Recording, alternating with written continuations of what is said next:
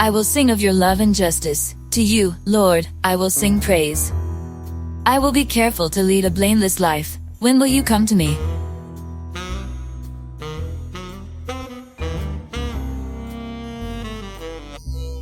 I will conduct the affairs of my house with a blameless heart.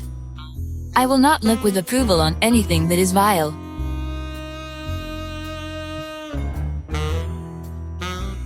I hate what faithless people do. I will have no part in it. The perverse of heart shall be far from me. I will have nothing to do with what is evil. Whoever slanders their neighbor in secret, I will put to silence. Whoever has haughty eyes and a proud heart, I will not tolerate.